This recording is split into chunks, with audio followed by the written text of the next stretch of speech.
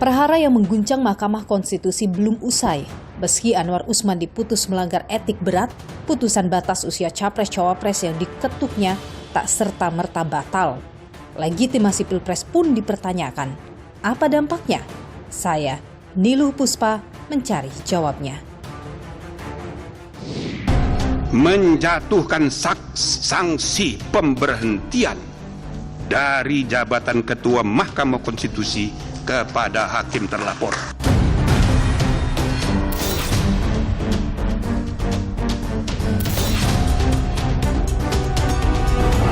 Harkat, derajat, martabat saya sebagai hakim karir dilumatkan oleh sebuah fitnah yang amat keji.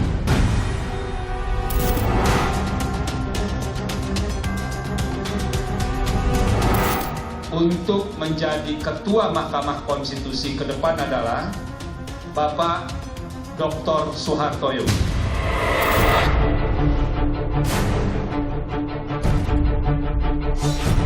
Ada sesuatu yang harus kita bangkitkan kembali kepercayaan publik.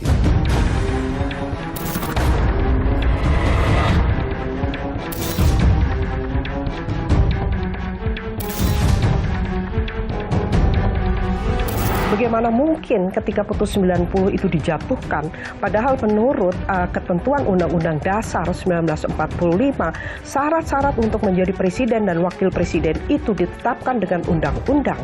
Kita mengetahui begitu putusan 90 dijatuhkan, DPR bersama-sama dengan presiden itu tidak melakukan perubahan apapun terhadap undang-undang. Jadi boleh dikatakan pencawapresan Gibran ini cacat secara moral begitu, Prof? Kalau misalnya ternyata perkara 141 tidak disidangkan sekarang, ataupun ketika disidangkan dan itu hanya diberlakukan untuk 2029. Saya pribadi, saya masih mempertanyakan. Karena apa? Anwar Usman diberhentikan dari jabatan Ketua Mahkamah Konstitusi. Putusan ini dibacakan oleh Ketua Majelis Kehormatan Mahkamah Konstitusi Jimli Asidiki. Anwar Usman dinyatakan melanggar Sabta Karsa Utama, prinsip keberpihakan, prinsip integritas, prinsip kecakapan, prinsip kepantasan, dan kesopanan.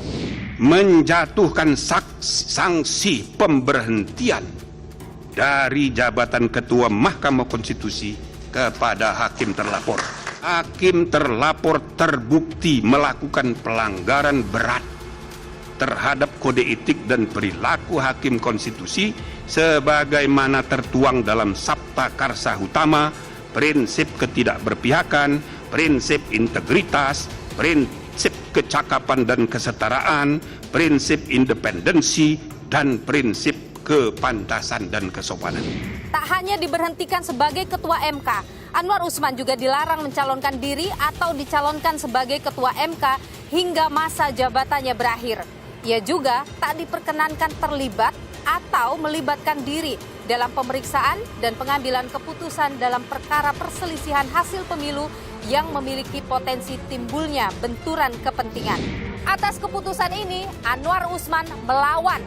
Dalam keterangan persnya, ia menyatakan ada pihak yang berusaha membunuh karakternya dan memfitnah dirinya.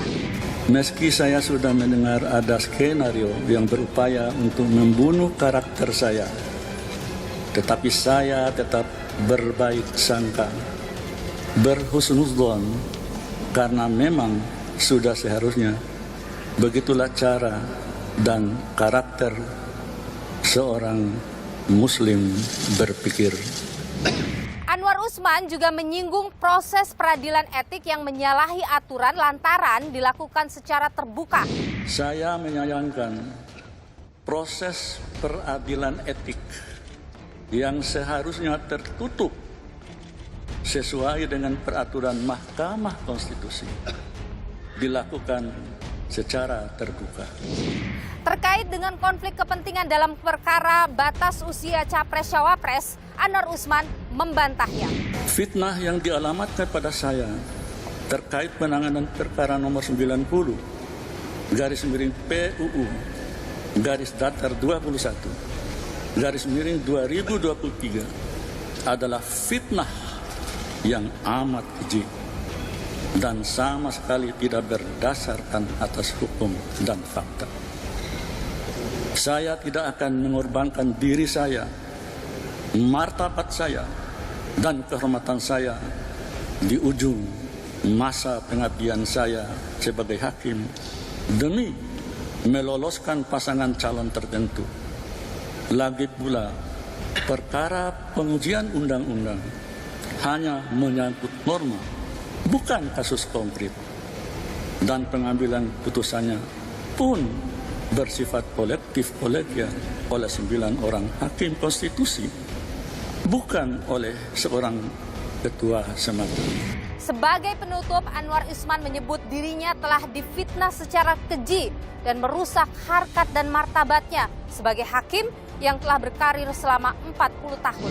Saat ini, harkat, derajat, martabat saya sebagai hakim karir selama hampir 40 tahun dilumatkan oleh sebuah fitnah yang amat keji dan kejam. Tetapi saya tidak pernah berkecil hati dan pantang mundur dalam menegakkan hukum dan keadilan di negara tercinta. Saya tetap yakin bahwa sebaik-baik skenario manusia siapapun untuk membunuh karakter saya, karir saya, harkat dan derajat, serta martabat saya dan keluarga besar saya, tentu tidak akan lebih baik dan indah dibandingkan skenario atau rencana Allah Subhanahu wa Ta'ala.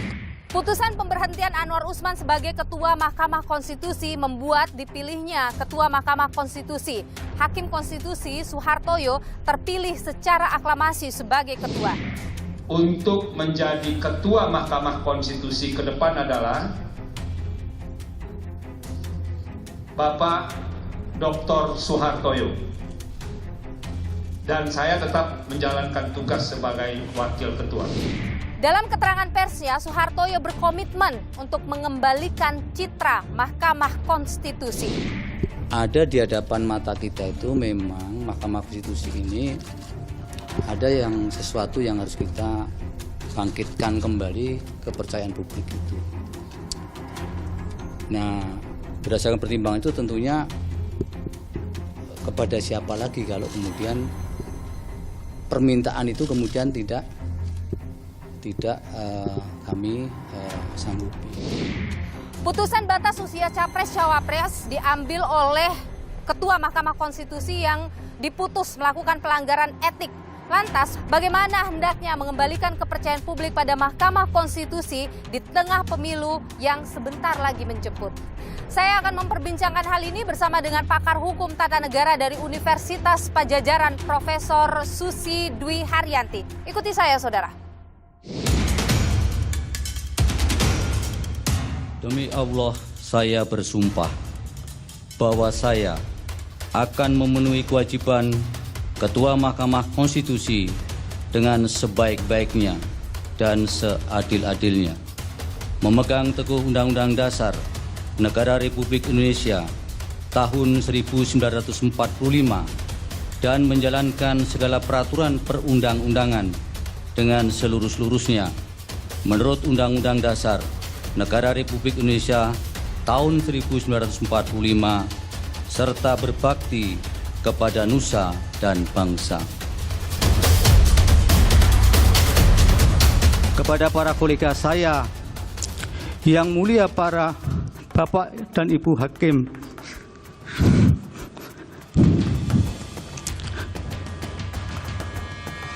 mari kita membangun kembali sinergitas persaudaraan dan juga kebersamaan dalam bekerja. Masih terdapat tuntutan publik yang perlu kita capai dan penuhi bersama, khususnya upaya untuk meningkatkan kualitas putusan sebagaimana telah menjadi salah satu misi kelembagaan Mahkamah Konstitusi. Ya, perkara sedang berjalan, pasti tidak boleh dikomentari. Apalagi di situ saya sebagai hakim panelnya. Ketika yang memutus perkara itu dinyatakan melakukan pelanggaran berat ya, pelanggaran etik berat. Legitimasi jalannya Pilpres ini jadinya bagaimana, Prof? Ya, ini adalah salah satu persoalan pelik juga yang kemudian harus kita hadapi.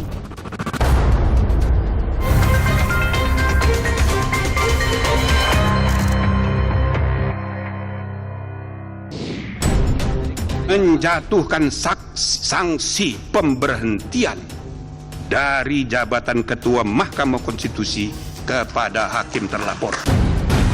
Harkat, derajat, martabat saya sebagai hakim dilumatkan oleh sebuah fitnah yang amat keji dan kejam.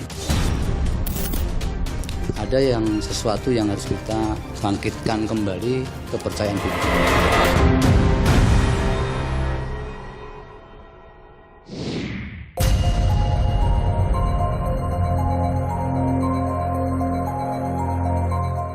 Perlu, jujur ya, itu membuatku malu. Ya, membuat Mahkamah Konstitusi bukannya namanya jadi bagus, malah namanya jadi jelek gitu. Mungkin karena background-nya sendiri yang ada hubungannya sama salah satu cawapres, mungkin ya ada baiknya juga sih, kayak ada mengundurkan diri. Itu udah melanggar sebenarnya kode etiknya, dan itu menurut aku memang seharusnya dia mengundurkan diri sih.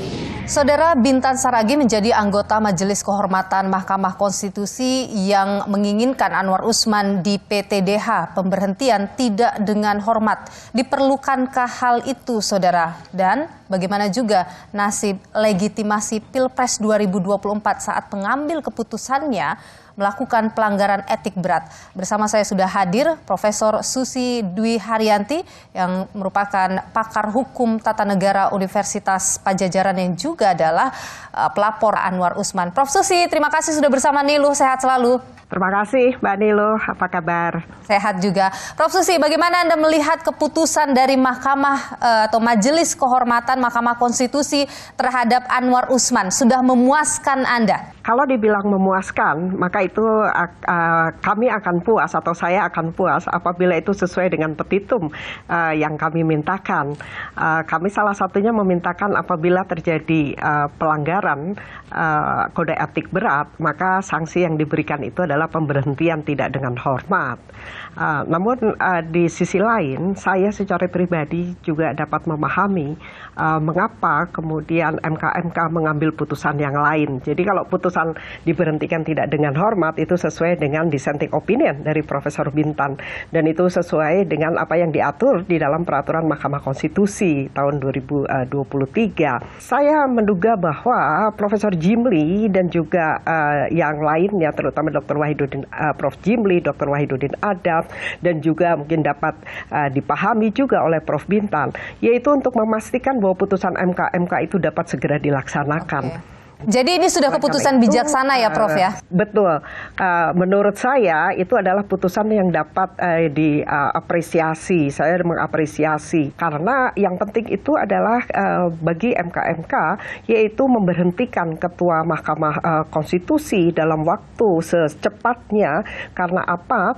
Karena kita mengetahui bahwa sebagai ketua maka Pak Anwar Usman akan mempunyai berbagai kewenangan yang akan mengatur berjalannya atau bagaimana pelaksanaan dari putusan MK tersebut. Okay. Oleh karena itu, saya menduga bahwa MK itu memotong jalan itu. Jadi diberhentikan dulu sebagai ketua MK, kemudian dilakukan pemilihan untuk memilih ketua MK yang baru untuk memastikan bahwa putusan MK itu dapat dilaksanakan secara cepat. Prof, kalau melihat keputusan untuk diuji ulang putusan perkara nomor 90 itu bagaimana kalau menurut Anda? Jadi saya melihat bahwa ini adalah sebuah mekanisme hukum yang digunakan oleh masyarakat untuk mempersoalkan putusan 90 itu melalui pengujian pasal yang sama, tentunya dengan argumentasi atau dengan dasar-dasar pengujian yang akan berbeda agar tidak terjadi apa yang disebut sebagai nebis in idem. Gitu. Oke, Prof, kalau Anda sendiri melihat bagaimana ketika perkara, ketika yang memutus perkara itu dinyatakan melakukan pelanggaran berat ya, pelanggaran etik berat, legitimasi jalannya Pilpres ini jadinya bagaimana, Prof, pandangan Anda? Ya, ini adalah salah satu persoalan pelik juga yang kemudian harus kita hadapi. Karena apa? Karena sebetulnya di dalam salah satu ada yang namanya the Purcell Principle, yaitu prinsip yang mengatakan bahwa pengadilan itu janganlah memutus hal-hal yang berkaitan dengan pemilihan umum ketika sudah mulai akan mendekati masuk pada tahapan pemilihan umum. Nah, persoalan yang kita hadapi sekarang saat ini itu adalah akibat Mahkamah Konstitusi memberikan putusan 90 yang kemudian menimbulkan reaksi yang sangat keras dan mengakibatkan juga pertanyaan, bagaimana mungkin ketika putus 90 itu dijatuhkan, padahal menurut ketentuan Undang-Undang Dasar 1945, syarat-syarat untuk menjadi presiden dan wakil presiden itu ditetapkan dengan undang-undang. Kita mengetahui begitu putusan 90 dijatuhkan, DPR bersama-sama dengan Presiden itu tidak melakukan perubahan apapun terhadap undang-undang pemilihan umum. Dan kemudian secara cepat menggunakan putusan 90 itu sebagai dasar dari pencalonan cawapres, yaitu dalam hal ini adalah Gibran. Oleh karena itu pertanyaannya, apakah bisa putusan 90 itu kemudian digunakan secara langsung, tapi tanpa melakukan perubahan terhadap undang-undang pemilihan umum. Nah, akibatnya karena begitu banyak pertanyaan terhadap putusan 90 ini, maka rentetannya adalah apakah putusan ini bisa menjadi dasar hukum yang kuat yang akan memberikan legitimasi yang kuat terhadap pencalonan dari cawapres Gibran. Oke, jadi boleh dikatakan pencawapresan Gibran ini cacat secara moral begitu, Prof? Ya, kalau kita melihat apa yang disebut sebagai legitimasi, itu ya, kita kan mengetahui ada beberapa dasar legitimasi. Jadi misalkan legitimasi etis itu, apakah dia akan memperlihatkan pembenaran atau keabsahan gitu dari wewenang negara berdasarkan pada prinsip-prinsip moral. Oleh karena itu kita bisa persoalkan. Jadi kalau misalkan putusan Mahkamah Konstitusi itu disebut sebagai hukum, kemudian dia diklaim dia memiliki legitimasi hukum, tetapi belum tentu dia memiliki legitimasi moral, dia belum tentu dia memiliki legitimasi etik, karena kita mengetahui bagaimana proses pencapresan itu terjadi, proses pencalonan sebagai cawapres itu terjadi, karena banyak sekali di belakangnya itu adalah persoalan-persoalan bukan hanya persoalan hukum, tetapi juga persoalan-persoalan etik. Oke, Prof, begini, ketika misalnya nih perkara nomor 90 itu di sidang ulang, kemudian ini kan ada statement yang muncul dari Prof. Jimli yang mengatakan bahwa kalaupun itu di sidang ulang, toh tidak bisa dilakukan atau digunakan di 2024. Itu akan digunakan nanti pada 2029. Bisa aja dikabulkan karena dia ada hak ingkar, dia minta supaya hakimnya cuma 8. Maka komposisi pengambilan keputusan bisa berubah. Tetapi ya kan, aturan main mengenai pemilu ini, pemilunya sudah jalan sekarang ini. Pilpresnya sudah berlangsung. Makanya putusan aturan main itu ya kalau prosesnya sudah jalan, pertandingan sudah dimulai, ya harus diberlakukan untuk pertandingan berikutnya. Jadi kalau nanti ada perubahan lagi undang-undang sebagaimana diajukan oleh mahasiswa itu berlakunya nanti 2029. Bagaimana Anda melihat apa yang disampaikan oleh Prof. Jimli ini? Itu adalah sebuah pendapat yang wajar saja karena beliau mempunyai pendekatan atau beliau menggunakan aspek lain, yaitu agar masalah ini segera selesai. Tetapi ada juga yang kemudian tetap mempersoalkan sepanjang waktu untuk melakukan penggantian cawapres ataupun capres itu masih dimungkinkan, maka selama itu pula masyarakat itu berhak untuk melakukan pengujian-pengujian dan kemudian berharap bahwa putusannya itu berlaku untuk 2024. Jadi ini karena ada perbedaan perspektif. Tapi Anda tidak sependapat dengan itu? Bagi saya, karena ini berkaitan dengan kualitas sebuah pemilihan umum, kita menginginkan bahwa pemilihan umum itu dilakukan secara adil, kemudian secara bebas, free and fair election, maka seharusnya kemungkinan untuk melakukan penggantian itu tetap dimungkinkan. Oke, Prof, Anwar Usman ini kan melawan ya dalam perkara putusan MK, bahkan membicarakan soal jurisprudensi, soal benturan kepentingan. Nah, bagaimana Anda memandang itu?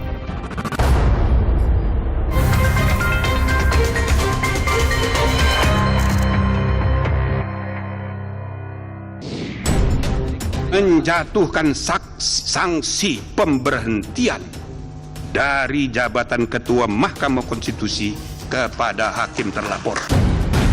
Harkat, derajat, martabat saya sebagai hakim dilumatkan oleh sebuah fitnah yang amat keji dan kejam.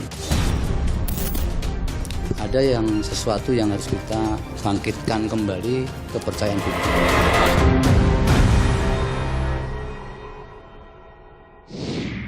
Bagi saya putusan yang terakhir ini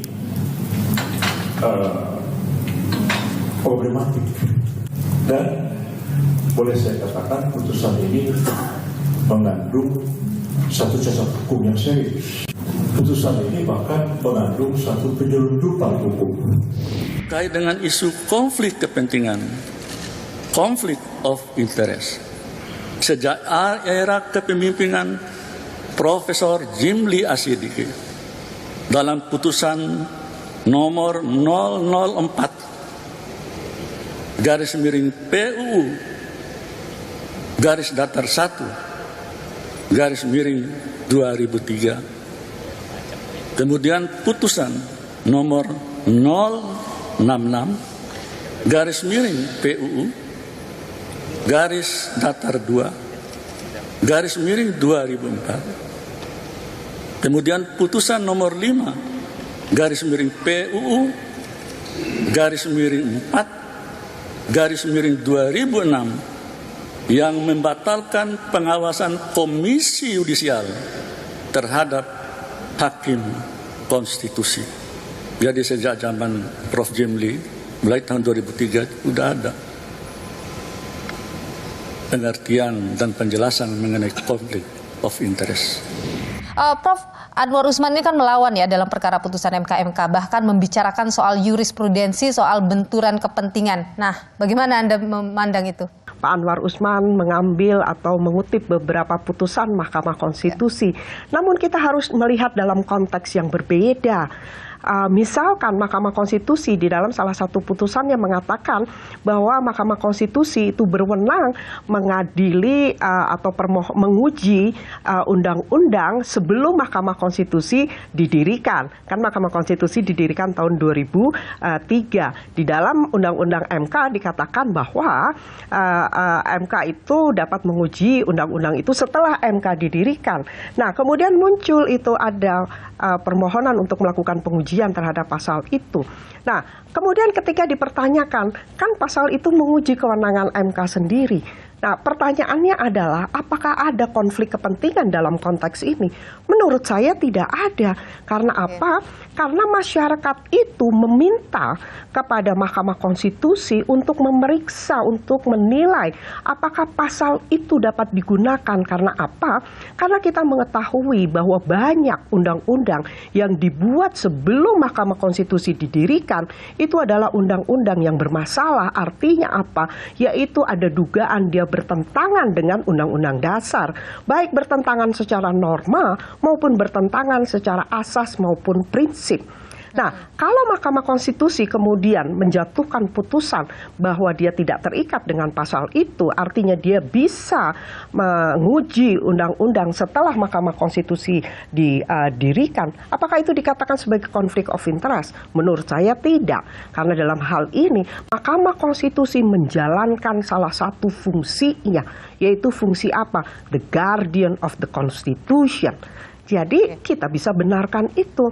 Oleh karena itu saya sampaikan gitu ya bahwa Pak Anwar Usman seems a cherry picking ketika menggunakan putusan-putusan MK khususnya untuk mendukung argumentasi beliau bahwa MK itu juga melakukan konflik kepentingan ketika menguji beberapa undang-undang. Oke, Prof. Jadi kalau misalnya ternyata perkara 141 tidak disidangkan sekarang ataupun ketika disidangkan dan itu hanya diberlakukan untuk 2029, apakah Anda masih akan mempertanyakan legitimasi Pilpres 2024? Saya pribadi, saya masih mempertanyakan. Karena apa? Meskipun ada tujuan, ya pasti ada tujuan mengapa diberlakukan 2029.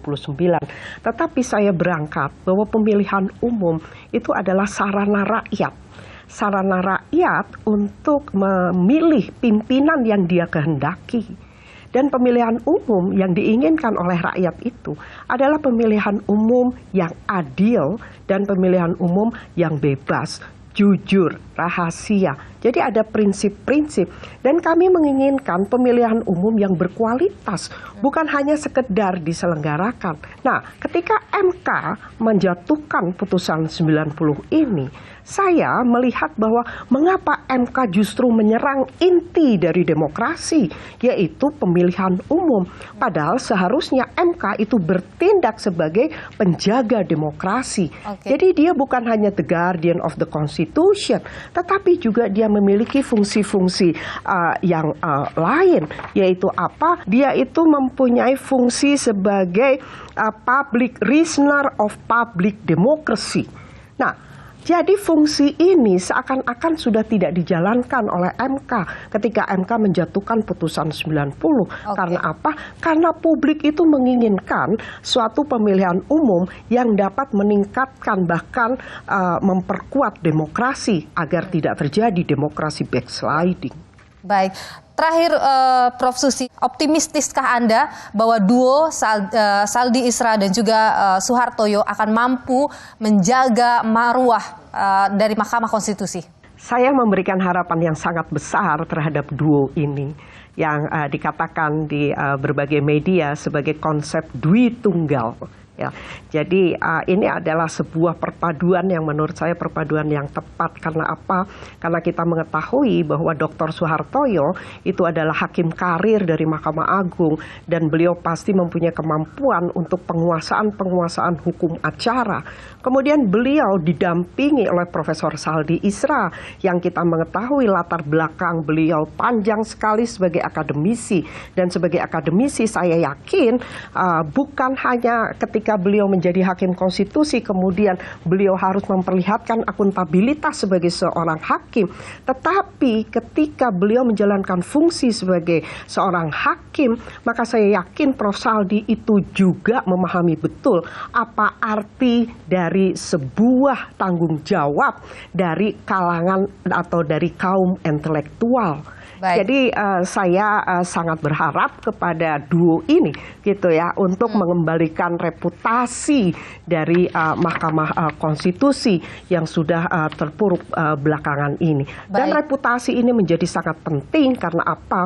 Karena reputasi ini berkaitan dengan performance dari pengadilan dan performance dari pengadilan itu akan menunjukkan sampai sejauh mana sistem hukum itu berjalan dengan baik di negara kita. Baik, Profesor Susi Dwi Haryanti, pakar hukum tata negara Universitas Padjadjaran. Terima kasih atas pandangan Anda di Nilu, Prof. Sehat selalu, Prof. Pak Naji, ini kan kalau yang melaporkan dari Pembela Demokrasi Indonesia dan juga Persatuan Advokat Nusantara itu menilai bahwa perbuatan adik ipar Pak Jokowi itu, perbuatan dari Ketua MK Anwar Usman itu tidak membentuk majelis banding, itulah tindakan maladministrasinya gitu. Untuk itu kenapa kemudian dilaporkan? Nah, menurut Anda bagaimana itu?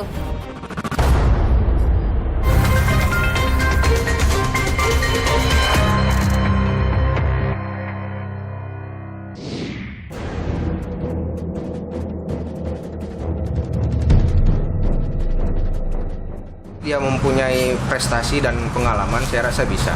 Hanya saja jangan melanggar batasan-batasan yang sudah kita tentukan. Misal itu konstitusi kita yang usianya terlalu muda, mungkin pengalamannya masih kurang karena kan ini ngelola satu negara, bukan satu daerah saja. Layak-layak saja kalau mereka mempunyai kapasitas yang bagus, kalau apalagi jaringan yang bagus. Saudara, sejumlah pihak melakukan permohonan uji ulang putusan batas usia Capres-Cawapres. Kenapa hal itu dilakukan? Bersama saya, saudara, sudah hadir Ridwan Darmawan, salah satu dari pemohon uji ulang batas usia Capres-Cawapres ini. Pak Ridwan, terima kasih sudah bersama Nilu, sehat selalu.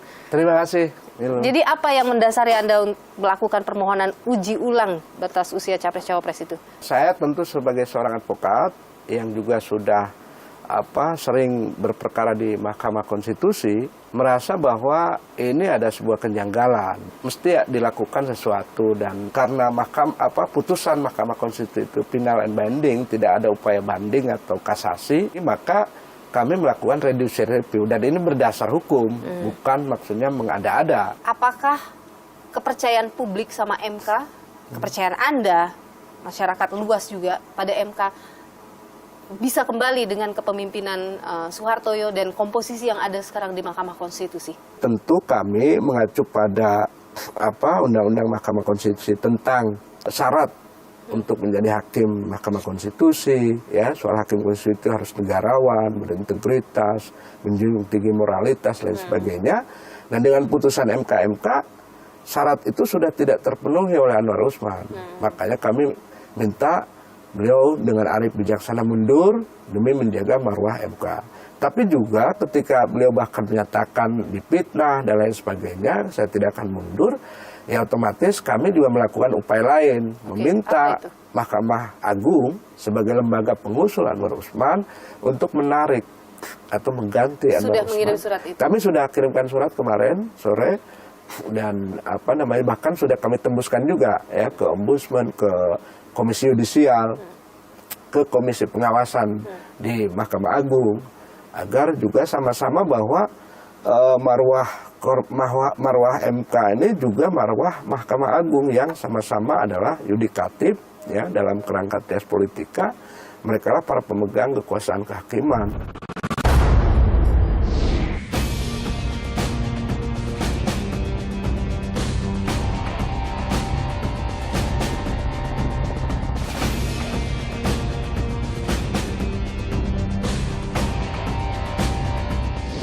Saudara, sejumlah pihak melaporkan Anwar Usman ke Ombudsman terkait dengan putusan MK yang menyebutkan ada pelanggaran etik berat yang dilakukan. Dugaan maladministrasi ini menyeruak sehingga pelaporan itu dilakukan ke Ombudsman. Bagaimana kemudian jika itu benar terjadi? Kita tanyakan hal ini atau perbincangan hal ini bersama saya sudah hadir Ketua Ombudsman RI Muhammad Najih. Pak Najih, terima kasih sudah bersama Nilu, sehat selalu. Terima kasih Mbak Nilu, alhamdulillah sehat. Jadi terkait dengan laporan perkara maladministrasi Anwar Usman ini sudah sampaikah Pak ke Ombudsman? Kemarin tanggal 9 November pelapor menyampaikan laporannya ke Ombudsman Republik Indonesia dan sudah diterima oleh bagian pendaftaran laporan. Ini sedang kita lakukan, kita sebut dengan tahap PVL, ya, verifikasi laporan. Di dalam proses verifikasi ini pertama yang kita akan identifikasi adalah apakah pelapor itu orang yang memiliki legal standing untuk melaporkan adanya dugaan maladministrasi yang dimaksud oleh pelapor. Yang punya legal standing adalah orang yang dirugikan akibat adanya pelayanan publik yang diduga ada maladministrasi. Oke, Pak Najih, ini kan kalau yang melaporkan dari Pembela Demokrasi Indonesia dan juga Persatuan Advokat Nusantara itu menilai bahwa perbuatan dari Ketua MK Anwar Usman itu tidak membentuk majelis banding. Itulah tindakan maladministrasinya gitu. Untuk itu kenapa kemudian dilaporkan? Nah, menurut Anda bagaimana itu? Ya, tentang kewenangan pembentukan majelis banding, sebenarnya kalau kita baca di peraturan MK nomor 1 tahun 2023 pasal 44 ayat 3 bahwa pengaturan lebih lanjut tentang majelis kehormatan banding diatur tersendiri dalam peraturan Mahkamah Konstitusi.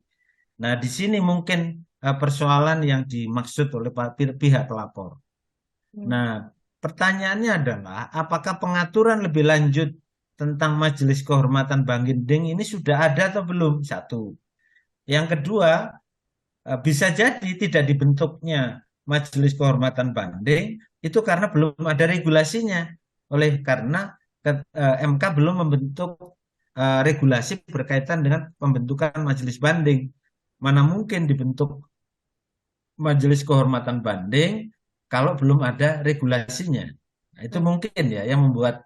Nah, ini apakah pelanggaran etik ataukah pelanggaran pelayanan publik? Nah, itu yang sedang kita dalami dari maksud pelapor tersebut yang tadi sudah saya katakan. Kalau itu ternyata misalnya pelanggaran terhadap pelayanan publik misalnya, apakah ada sanksi atau ada rekomendasi? Biasanya apa itu, Pak? Ya, kalau ombudsman itu lembaga negara yang diberi kewenangan untuk bukan magistratur of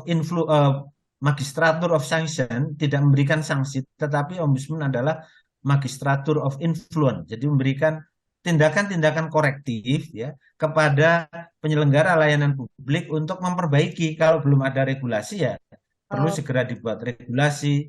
Kalau sudah ada regulasi tetapi regulasinya itu tidak baik atau tidak tepat, menimbulkan maladministrasi, ya kita minta untuk memperbaiki. Nah, dalam tenggat tertentu apabila penyelenggara layanan ini tidak melaksanakan tindakan korektif ombudsman, jika terbukti ada maladministrasi, maka penyelenggara layanan itu akan terkena sanksi oleh lembaga yang lebih tinggi atasannya. Kalau di Majelis Kehormatan atau Mahkamah Konstitusi, nah, siapa atasannya? Tidak ada atasannya, ya berarti kepada Presiden sebagai kepala negara dan DPR sebagai pengawas eksternalnya gitu. Oke, baik. Terima kasih Ketua Ombudsman RI Muhammad Naji atas pandangan Anda di Niluh. Sehat selalu, Pak. Sama-sama, terima kasih. Uji perkara batas usia Capres-Cawapres membawa sejumlah konsekuensi. Apa saja itu? Berikut kami hadirkan untuk Anda.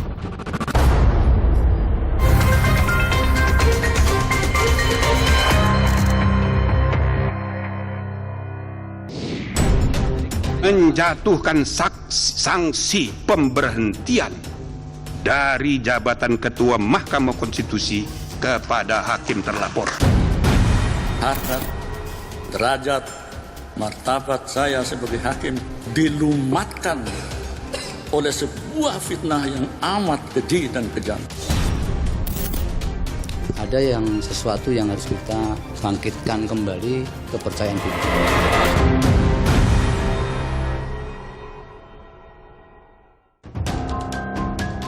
Ketua Badan Eksekutif Mahasiswa BEM Universitas Indonesia, Melki Sadek Huang, mengaku mendapat ancaman hingga intimidasi. Teror ini diduga buntut dari kritiknya terhadap putusan MK yang dinilai memuluskan langkah putra Presiden Jokowi, Gibran Rakabuming Raka, menjadi bacawa pres. Orang tua Melki yang berada di Pontianak disebut didatangi sejumlah oknum yang mengaku aparat dan bertanya soal keseharian Melki. Ada orang dari aparat tentara, TNI, dan aparat kepolisian yang datang ke rumah, nanya-nanya ke ibu saya, Melki kira-kira balik ke Pontianak, kampung saya itu kapan? Melki kira-kira kebiasaannya tiap malam ngapain? Ibu tiap malam pulang jam berapa? Guru di sekolah saya di SMA Negeri 1 Pontianak pun ada yang menelpon, katanya menjelang putusan MK ada yang nanya, Melki itu pas di sekolah gimana? Melki itu tiap hari kebiasaannya apa dan lain sebagainya. Tapi banyak juga teman-teman BEM, teman-teman gerakan mahasiswa, teman-teman gerakan rakyat, civil society juga mengalami hal-hal yang sama. Kapolda Kalimantan Barat membantah intimidasi terhadap keluarga Melki dilakukan anggotanya. Kita belum menemukan satupun indikasi yang dapat ada oknum anggota Polri. Kami pastikan tidak ada anggota Polri yang terlibat. Dan saat ini, di 2024, ya sesuai perintah Bapak Kapolri jelas dari atas sampai bawah, level bawah semua netral. Putusan MK yang membolehkan Capres-Cawapres berusia di bawah 40 tahun asal sudah berpengalaman sebagai kepala daerah menuai polemik hingga kini. Apalagi Majelis Kehormatan MK nyatakan Anwar Usman, Ketua MK yang juga paman Gibran Rakabuming Raka, lakukan pelanggaran etik berat saat proses pengambilan keputusan. Atas putusan MK ini, Gibran angkat bicara. Ya kita hormati aja keputusan yang ada di sana ya. Tetap hasil. Namun pemberhentian Anwar Usman sebagai Ketua MK tak serta-merta menggagalkan pencalonan Gibran di Pilpres 2024. Pasangan Prabowo Gibran dipastikan terus melaju lantaran belum ada pembatalan putusan MK nomor 90 terkait batas usia Capres-Cawapres yang diketuk Anwar Usman. Ya, KPU tidak dalam posisi untuk menilai apa pertimbangan, apa putusan atau keputusannya MK ini. Sepanjang saya tahu itu putusan MK itu kan final dan mengikat. Direktur Eksekutif Parameter Politik Indonesia Adi Praitno menilai putusan MK ini akan menyisakan dampak politis yang bersifat negatif dan akan pengaruhi elektabilitas Capres-Cawapres. Soal syarat Capres dan Cawapres yang menjadi polemik beberapa waktu yang lalu itu menjadi sentimen yang cukup negatif ya. Apakah sentimen negatif ini akan menjadi daya rusak elektabilitas Prabowo ataupun Gibran? Tentu waktulah yang kemudian akan menjawab ke depan. Prahara yang terjadi di Mahkamah Konstitusi seakan meninggalkan noda hitam bagi lembaga peradilan konstitusi tertinggi ini. Namun, ada pelajaran berharga yang bisa diambil dalam berpolitik di masa depan. Persaingan merebut kekuasaan dalam politik wajar terjadi. Namun, jangan sampai menabrak konstitusi.